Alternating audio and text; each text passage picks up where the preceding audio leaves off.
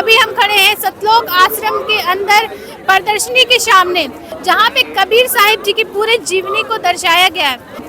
चलिए अंदर चलकर देखेंगे कि यहाँ पर क्या कुछ लगाया गया है कबीर साहिब के जीवन के ऊपर में। कबीर साहिब की लाइफ की पूरी हिस्ट्री क्या है उसे हम जानेंगे इस प्रदर्शनी के अंदर। तो दोस्तों अब हम अंदर पहुँच चुके हैं और अंदर पहुँचते ही जो यहाँ की दृश्य है वो काफ़ी मनमोहक दृश्य है। देखिए बहुत अच्छे तरीके से यहाँ पे डेकोरेट भी किया गया है और साथ ही साथ आप ये देखिए कि यहाँ बड़ा बड़ा फ्लैक्स भी लगाया गया है। दोस्तों जैसे ही हम प्रदर्शनी स्थल के अंदर पहुँचे तो यहाँ पे एक बड़ा सा फ्लैक्स लगा हुआ है और इसमें लिखा हुआ है कि परमेश्वर कबीर साहिब जी चारों युग में आते हैं। साथ ही साथ यहाँ पे एक दोहे भी लिखे हुए हैं, सतयुग में सत सुकृत का टेरा, त्रेता नाम मुनिंदर मेरा, द्वापर में करुणामयी कहाया, कलयुग नाम कबीर धराया। तो दर्शकों हम बात करेंगे यहीं के सेवादार से और जानेंगे कि इस दोहे का मतलब क्या है। नमस्कार मैम, क्या नाम है आपका और आप कहाँ से आई हैं? सर साहिब जी, मेरा नाम मनीषा दासी है और मैं बिहार से आई हूँ। मैम यहाँ पे जो दोहे लिखे हुए हैं क्या आप इसके बारे में हमें बता सकते हैं? जी जरूर। ये जो परमात्मा यहाँ लिखा हुआ है, सत्य युग में परमात्मा जी आए थे परमेश्वर सत्य सुकृत जी के नाम से, और त्रेता युग में परमात्मा का नाम धराया मुनिंदर जी के नाम से, और द्वापर युग में परमात्मा का नाम धराया परमेश्वर करुणा जी के नाम से, और कलयुग में नाम धराया परमेश्वर कबीर साहिब जी के नाम से। ये जो जैसे कि आप देख रहे हैं इसमें प्रमाण दिया हुआ है कि परमात्मा चारों युग में आए हुए हैं। हमारे साथ जुड़ने के लिए आपका धन्यवाद मैम। जी सच है। दोस्तों अब यहाँ पे देखिए सेकंड फ्लैक्स, और सेकंड फ्लैक्स में भी कुछ दर्शाया गया है। तो जो यहाँ के सेवादार हैं हम उनसे बात करके जानेंगे कि इस फ्लैक्स में क्या दर्शाया गया है। नमस्कार सर, क्या नाम है आपका और आप कहाँ से आए हैं? सर साहब जी, मेरा नाम हुआ राकेश दास और मैं बिहार से आया हूँ, दरभंगा जिला से।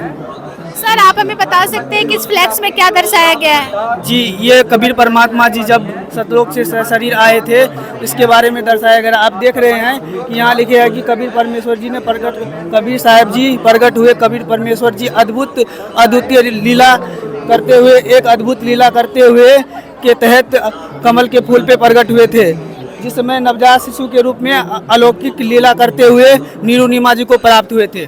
परमात्मा कबीर साहिब जी आज से लगभग 600 वर्ष पहले कमल के फूल पे लहर तालाब के अंदर काशी में प्रकट हुए थे। और ये आप ठीक से देख रहे हैं जिसमें मतलब ये नीरू नीमा दो जोले दंपति थे उसे प्राप्त हुए थे। परमात्मा कमल के फूल पे शिशु रूप में प्रकट हुए थे और ये नीरू नीमा नाम के दो जोले दंपति को प्राप्त हुए। जी आगे की लीला में देखिए क्या कह रहे हैं कबीर साहिब जी स्वामी रामानंद जी के एक और असंख्या का समाधान करते हुए एक रूप में 2.5 साल के वर्ष के और दूसरे रूप में चारपाई में 2.5 साल के रूप में थे कबीर परमेश्वर जी, और वही जो पंचगंगे घाट पर बनाया था, तथा दूसरे रूप में बालक रूप में स्वामी रामानंद जी के पास खड़े थे। 2 रूपों में देखिए लीला करते हुए परमात्मा कबीर साहिब जी ने स्वामी रामानंद जी के पास आए और स्वामी रामानंद जी ने प्रश्न किया कि बताओ मैं तुम्हें कब नाम दीक्षा दिया था। परमात्मा कबीर साहिब जी ने कहा है स्वामी जी, जिस समय आप पंचगंगा घाट पे स्नान करने के लिए गए थे उस समय ब्रह्म मुहूर्त के समय मैं पौड़ी पे लेटा हुआ था और आपका खराब मेरे सर में लगा। आपने कहा कि बेटा राम राम बोल ले, राम राम बोल ले। फिर उस दिन से आप मेरे गुरुजी हो गए, मैं आपका शिष्य हो गया। फिर स्वामी रामानंद जी ने कहा कि उस समय तो बालक बहुत छोटे थे, अभी तो बड़े हैं। फिर परमात्मा कबीर साहिब जी ने 2 रूप दिखाए, एक रूप में 5 साल के बालक के रूप में खड़े थे और दूसरे रूप में सेवक के चारपाई में 2.5 साल के बालक के रूप में खड़े थे। इससे आगे का जो फ्लेक्स है जो आपको आगे का सेवादार बताएंगे आगे जाकर। धन्यवाद सर। दोस्तों अभी हमने आपको दिखाया है कि शिशु रूप से लेकर 5 वर्ष के बालक तक उन्होंने क्या क्या लीलाएं की। अभी और आगे की ओर चलेंगे और जो भी फ्लैक्स है उसके बारे में भी जानेंगे कि और आगे उन्होंने क्या क्या लीला की है। दोस्तों अब हम जानेंगे इस फ्लैक्स के बारे में, क्योंकि यहाँ पे लिखा हुआ है कि कबीर परमात्मा के द्वारा तैमूर लंग को 7 पीढ़ी का राज देने की लीला। तो चलिए यहाँ के सेवादार से बात करेंगे और जानेंगे कि ये लीला के पीछे का राज क्या था। नमस्कार सर। सत साहब जी। सर आप हमें बता सकते हैं ये फ्लैक्स जो लगा हुआ है इसमें तैमूर लंग को 7 पीढ़ी का राज देने का जो बातें हैं इसके बारे में कुछ खास? जी हाँ। देखिए जी, जब ये हिंदू मुस्लिम सिख ईसाई ये तो हाल में बना है, पर परमात्मा एक ही है, बाकी में एक ही है। वो मालिक ने एक तिमुरलंग की कोई ये मुसलमान भाई है, तो वो अपनी बहुत गरीबी आदमी थे, तो मालिक परमात्मा ने उनको कबीर परमेश्वर मिले, जिसको अल्लाह खुदा कहे, जो कुछ कहे, ये मालिक है। कैमरामैन से कहेंगे यही है जो कि आपका वो मालिक है कबीर परमेश्वर जी, जो आए मालिक ने लीला करने के लिए आए। तो ये गरीब आदमी पहले जो गरीब रहता था, पहले कोई भी भक्त आत्मा या कोई महात्मा या साधु संत कोई फकीर जाए, उनसे बोलता था कि जी भंडारा करके जाइए, बाबा भोजन करके जाइए। उस टाइम हर किसी पे रहम था, दिल में हर किसी को रहम था, रहम से बात करता था। तो बोला कि बाबा जी नमस्कार बाबा, आदाब, सलाम वालेकुम, आप आइए महात्मा जी आइए। तो बोला हाँ बच्चा आएंगे। बोला बाबा जी भंडारा करेंगे? बोला हाँ बेटा करेंगे। ये तिमुरलंग दौड़ के गया अपनी अम्मा को पास, बोला अम्मा एक बाबा आए हैं, वो भंडारा करेंगे। अम्मा छोटा सा बच्चा, दिल में कुछ था नहीं कपट, छोटा सा बच्चा, परमात्मा का हर कोई अंश है, आत्मा भी वैसी है, परमात्मा आत्मा एक ही होता है। तो जैसे इसके बच्चे इसकी मम्मी ने सिखाई अम्मी, उसी तरह ये दौड़ के गई अपनी अम्मी को पास, बोला बेटा बकरी कौन चरा रहा आपका? बोला नहीं वो बाबा वो महात्मा बोले हम वही बकरी चरा रहा, और अम्मा वो भूख लगी है उसको दीजिए खाना। बोला बेटा हम गरीब आदमी हैं, हम लूट जाएंगे, बकरी कहीं रहेगा, आप जाओ बकरी चराने। फिर इसके अम्मा जल्दी जल्दी खाना बना के गया। तो ये जो है बकरे चरा रहे थे, तो उसके बाद मालिक ने खुदा ने खाए इनके घर के खाना भंडारा किया, और एक बेल उठा के, जो कैमरामैन से कहेंगे, इससे 7 बार मारा। इसको अम्मा ने सोचा कि भाई महात्मा को हम खाना भी खिलाए और ये मार भी रहा है। तो बोला बाबा हमारे बेटे ने क्या गलती किया जो आप मार रहे हैं बेल से? तो फिर खुदा ने बोला कि मैं मारा नहीं, 7 पीढ़ी के राज दिया हूँ। एक बार भंडारा किया मालिक ने और 7 पीढ़ी के राज दिया तिमुरलंग को। ये आगे चल के बहुत लंबा परिक्रम है और ये राजा बने, बहुत बड़ा राजा बने ये तिमुरलंग सत साहब जी। दोस्तों यहाँ पे आप देखिए इस फ्लैक्स में एक कढ़ाई है और कढ़ाई के अंदर गरम तेल के अंदर कबीर साहिब जी बैठे हुए हैं। इस लीला को करने का कारण क्या बना, यहाँ जानेंगे यहीं के सेवादार से।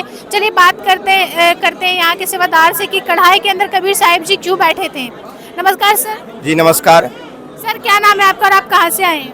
मेरा नाम राजकुमार हुआ और सीतामढ़ी जिला से बिहार से आए हुए हैं। सर आप हमें बता सकते हैं ये कढ़ाई वाली कौन सी लीला है? यहाँ पे कढ़ाई वाला लीला है कि यहाँ कबीर परमेश्वर जी को शेख तकी पीर इस परीक्षा ले रहे हैं कबीर परमेश्वर जी को। जब सिकंदर लोदी जब कबीर साहब के जब शिष्य बन गए हुए थे तो कहा कि तुमको तो लाइलाज, तुमको तो लग रहा जलन का रोग था, तुमको ठीक कर दिया। जब हम इसको परीक्षा लेंगे कि आखिरकार ये भगवान है, तो इस तेल की कड़ाह में अगर ये कबीर परमेश्वर जी जिंदा बच जाएंगे तब हम बुझेंगे कि भगवान है। तो वही शेख तक एक कड़ाह को गर्म कर लिया, तेल को गर्म कर लिया, पूरी तरह से फ़ारेनहाइट को गर्म कर लिया। तो कबीर परमेश्वर जी सिकंदर शेख तकी को कह रहा है कि ठीक है, तू लोग क्यों मेहनत करोगे, हम खुद ही जाकर के उस तेल की कड़ाह में बैठ जाएंगे। तो वही तेल की कड़ाह में बैठ गए। तो बैठने के बाद लग रहा है कि उस शांत जल में, जैसे शीतल जल में कोई आदमी बैठ जाता है उसको कोई भी फर्क नहीं पड़ता है, उसी तरह से गर्म तेल की कड़ाह में कबीर परमेश्वर जी जा करके बैठ गए। तो शेख तकी कह रहा है कि लग रहा है कि इस तेल की कड़ाह को अपने जादू टोना से इसको ठंड कर दिए हुआ है। सिकंदर लोदी कह रहे हैं कि ठंड हो गया तो हम ऐसे करते हैं, शेख तकी कह रहा है कि हम इस तेल की कड़ाह में परीक्षा देखते हैं अपनी उंगली डाल करके। तो वही अपनी उंगली को इस गर्म तेल की कड़ाह में डाला। तो कबीर परमेश्वर जी कह रहे हैं कि बेटा इस नादान की नादानी पे ध्यान मत दे, ये इतना गर्म तेल की कड़ाह है कि इसमें तुम जितना उंगली डालेगा उतना ढूंढ नहीं पाएगा। तो वही कहते कहते ही तेल की कड़ाह में उंगली को डाल दिया। जितना तेल की कड़ाह में उंगली डाला उतना ही उसी में कट के गिर गया। जब गिर गया तो गिरने के बाद सिकंदर लोदी बेहोश हो गए। तो कबीर परमेश्वर जी उसमें से वापस आए और आने के बाद सिकंदर लोदी को अपने आशीर्वाद से कटे हुए उंगली को इस तरह से छू करके फिर से वापस ला दिए। तब कबीर परमेश्वर जी की उसी तरह जयकार हुई और बोलोबंदी छोड़ कबीर भगवान की इस तरह से लीला करके यहाँ पर दिखाया गया है। यहाँ परीक्षा ले लिया गया तो फिर उसके बाद अगला नेक्स्ट स्टेप में यहाँ से हाथी से कुचलवाने को कबीर परमेश्वर जी को जब हाथी से कुचलवाया गया, कहा कि इसको हम हाथी से कुचलवाएंगे। तो वही शेख तकी पीर ने षड्यंत्र किया, सारे लोगों को इकट्ठा कर लिया, एक महिमा बनाई और सारे लोगों को निमंत्रण वहाँ पर देखने के लिए सभी लोग वहाँ पे जितना भी देख रहे हैं वहाँ भीड़ लगा हुआ, वहाँ फोटो पे देख लीजिए, वहाँ सारे लोगों का वहाँ भीड़ लगा हुआ है। और भीड़ में कहा कि कबीर परमेश्वर जी को हाथी से हम कुचलवाएंगे। जब हमारे कबीर परमेश्वर जी को जब हाथी से, एक खूनी हाथी से उसको पिला करके, दारू पिला उला करके रेडी, और एक पहलवान भी बैठा हुआ उस पर, और उस खूनी हाथी से कहा कि पिछलवाने के लिए जब गए तो कबीर परमेश्वर जी ने इस हाथी को एक बब्बर शेर का रूप दिखाया। बब्बर शेर का रूप दिखाया तो हाथी आगे की ओर ना आकर के पीछे की ओर ही भागने लग गया। फिर क्या किया, फिर पहलवान कहा कि राजा का आदेश है, अगर इसको हम ले वापस भाग जाएगा तो हमको फांसी की सजा तुरवा देगा। तो कहा फिर से इस हाथी को पकड़ के दोबारा वापस लाया, और वापस लाने के बाद फिर क्या किया, कबीर परमेश्वर जी ने हाथी को और एक पहलवान दोनों को ही बब्बर शेर का रूप दिखाया, जिस कारण से हाथी और पहलवान दोनों वहां से भाग गया। और इस तरह से लीला करके कबीर परमेश्वर जी का लीला दिखाया गया है। चलिए फिर हम आगे दिखलाते हैं शेख तकी पीर ने, और जब इससे हाथी से कुचलवाने में प्रयास में असफल रहा तो उसके बाद नेक्स्ट स्टेप में दिखाते हैं हम फिगर के माध्यम से। देखिए वहाँ पर शेख तकी ने षड्यंत्र किया कि अब कबीर परमेश्वर जी को सिकंदर लोदी और मुस्लिम उसके पीर शेख तकी ने कबीर परमेश्वर जी को अपने हथियार से, तीर से, गोला से, पत्थर से, तलवार से उसको मारने का प्रयास किया। जबकि 8 पहर मतलब 24 घंटे तक कबीर परमेश्वर जी पर गोला चलाया, पत्थर चलाया, तलवारबाजी की, फिर भी असफल रहे, उसको मारने में असफल रहे। तो कबीर परमेश्वर जी कह रहे हैं कि इस नादान की नादानी, इतना 24 घंटे तक तीर चलाया, फिर भी नादान की नादानी पे पता नहीं कि क्या शक्ति है, इस शक्ति के बारे में इसका अनुभव ही नहीं है। फिर भी परमेश्वर जी ने खुद क्या किए, जब कहे कि ये लोग थक जाएंगे, ढीठ है, मानने वाले नहीं है, तो कबीर परमेश्वर जी ने अपनी लीला को यहीं पर फिर से डुबकी लगा दिए। और डुबकी लगाने के बाद अपने डुबकी लगा दिए तो सिकंदर लोदी कह रहे हैं, शेख तकी पीर कह रहे हैं कि कबीर साहब मर गया, मर गया, मर गया। इसकी अपनी जयकारा लगाते हुए कहा कि गरीबदास, चलो रविदास को बोलते हैं, रविदास इसका शिष्य है, परम शिष्य है। तो रविदास को बतलाते हैं कि तुम्हारे गुरुजी को तो हम मार दिए तो चलो उसको कहने जाते हैं। तो कहते रविदास का हमारे गुरुजी तो यहाँ हमारे कमरे में बैठे हुए भक्ति कर रहे हैं। तो कहा कि कहाँ है, दिखाओ तो वहाँ से जा करके कमरे जब खोला गया तो देखा वहाँ वही वाला सेम शरीर, वही चीज़ कबीर परमेश्वर जी उसी के दरवाजे में बैठा हुआ। फिर देखा तो उन लोगों को लग रहा है कि जादू टोना जानता है, मरने वाला नहीं है। फिर नेक्स्ट स्टेप आगे यहाँ पर देखा जाए कि यहाँ 2 स्टेप दिखाया गया है। एक काशी के पंडितों ने एक झूठी षड्यंत्र रचाया गया कि कबीर साहब भंडारा करेंगे।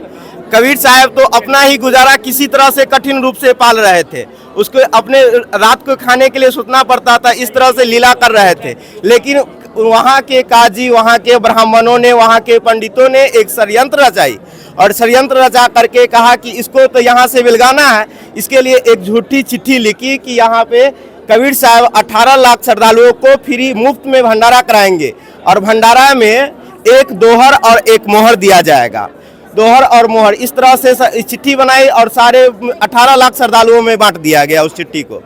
जब सारे श्रद्धालु वहाँ से जब भंडारा के लिए आए तो रविदास जी सुबह का टाइम था, जब वह घर से बाहर निकले तो देखता है कि यहाँ पूरे के पूरे काशी में भीड़ लगी हुई है। क्या चीज़ का भीड़ लगी हुई है? तो वहाँ पे गए, आप उससे पूछा कि कहा कि यहाँ तुम कहाँ के रहने वाले, तुमको मालूम नहीं है? यहाँ पर एक कबीर पुत्र नीरू एक भंडारा कर रहे हैं, 18 लाख श्रद्धालुओं को भंडारा कराएंगे, और भंडारा में अनेक आइटम रहेगा, खीर, खंड, पूड़ी, हलवा, पूड़ी, कचौड़ी, पूरे सामान, और प्रत्येक भंडारा में एक दोहर और एक मोहर देने का वादा किया है, और तुमको पता नहीं है, मालूम नहीं है।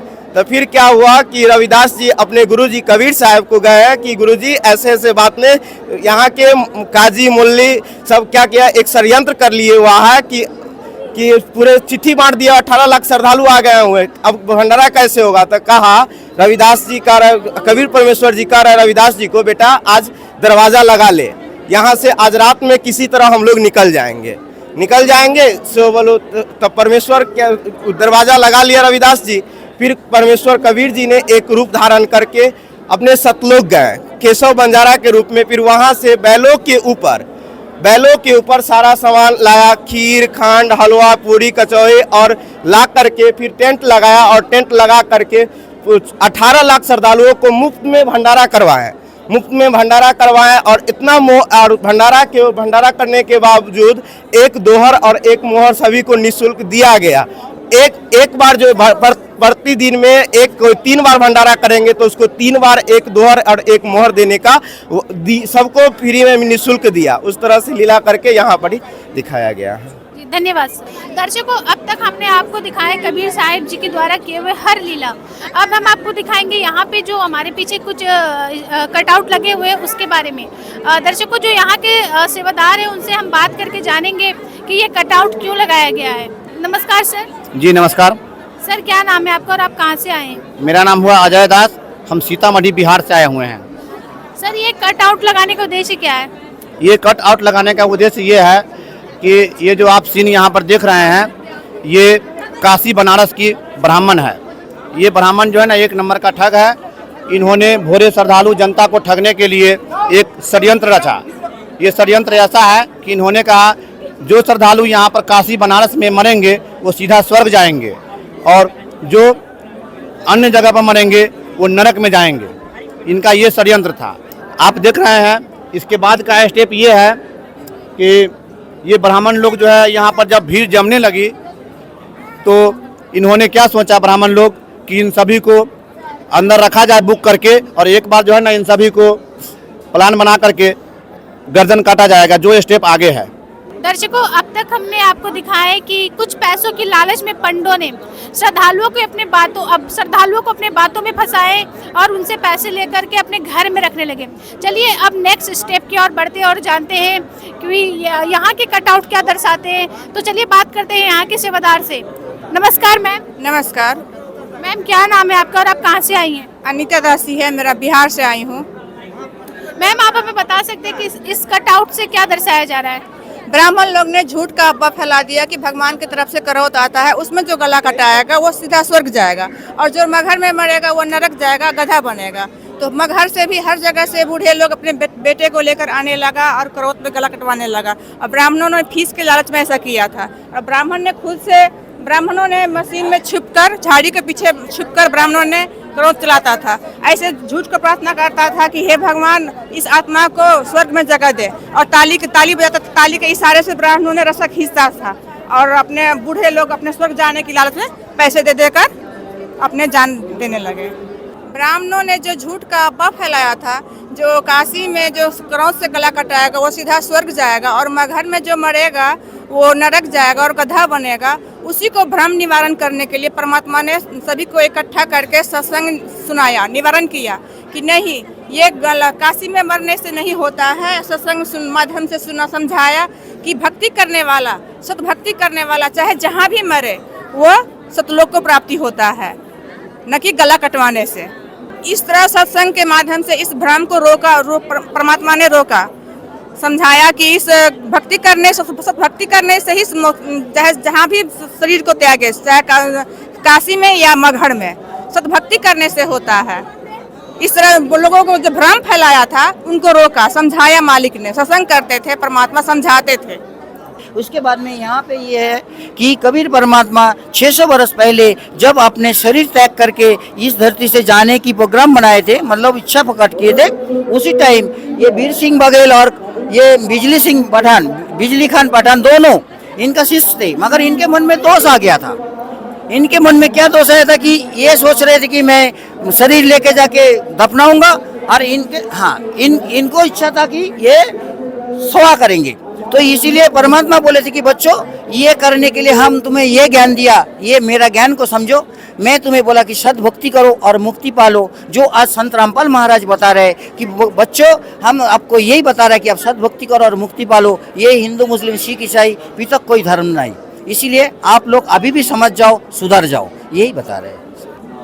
इसके आगे जो है, परमात्मा जब शरीर त्याग करके यहाँ से शरीर छोड़ के जा रहे, तब ये सारे पंडित लोग, मुल्ला लोग, ये सारे यहाँ पे खड़े हैं और रो रहे हैं। क्या, किस लिए रो रहे हैं? कि हे परमात्मा, इतने वर्षों तक आपने हमें इतना ज्ञान बताया, मगर हम समझ नहीं पाए, हम आपको पहचान नहीं पाए, इसलिए हम बड़ी दुखी है। परमात्मा हम पे दया करो कि हमारा भी कल्याण हो जाए। मगर कल्याण होने से पहले परमात्मा तो चले गए, इसीलिए फूल छोड़ के गए।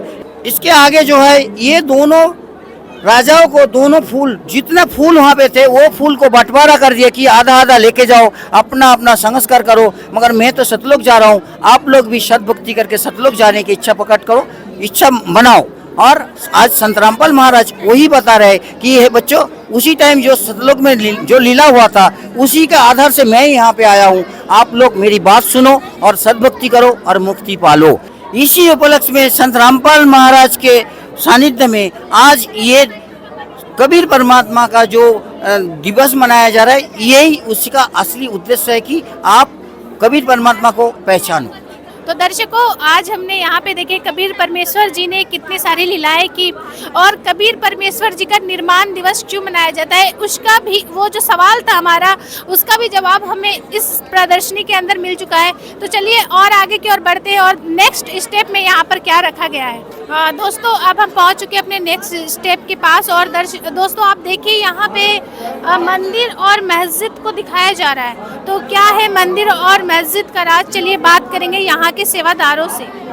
नमस्कार मैम। साहेब, मैम, क्या नाम है आपका और आप कहाँ से आई हैं? एकता दासी, और हम बिहार से आए हुए हैं। मैम, आप हमें बता सकते हैं ये मंदिर और मस्जिद को यहाँ पर क्यों दर्शाया जा रहा है? यहाँ पे इसलिए दर्शाया जा रहा है कि परमात्मा कबीर साहब 1518 में से शरीर सतलोक गमन किए थे। उस समय परमात्मा से शरीर जब छोड़े थे, परमात्मा से शरीर गए थे, उस समय सुगंधित फूल पाया गया था, जिसमें हिंदू का राजा वीर सिंह बघेल और मुसलमानों का राजा बिजली खपटा वापस में जो सुगंधित फूल पाए थे, उसको थोड़ा थोड़ा बांटकर और परमात्मा का मंदिर और मस्जिद स्थापित किए थे। वो आज भी प्रमाण है, आप देख सकते हैं वहाँ जाकर कि परमात्मा का मंदिर और मस्जिद हिंदू और मुसलमान मिलकर बनाए हैं। और वहाँ आज भी कोई भेदभाव नहीं है, हिंदू और मुसलमान में बहुत प्रेम भाव से रहते हैं। और वहाँ परमात्मा से शरीर वहाँ से गमन किए थे, उस चीज़ को आप देख सकते हैं। सच्चा है। दोस्तों, अब तक हमने आपको प्रदर्शनी के अंदर की हर एक पॉइंट से रूबरू कराए, सभी फ्लेक्सों की जानकारी आप लोगों के बीच रखें। इसी तरह की रोचक और ब्रेकिंग खबरों के लिए देखते रहिए ऐसे न्यूज़।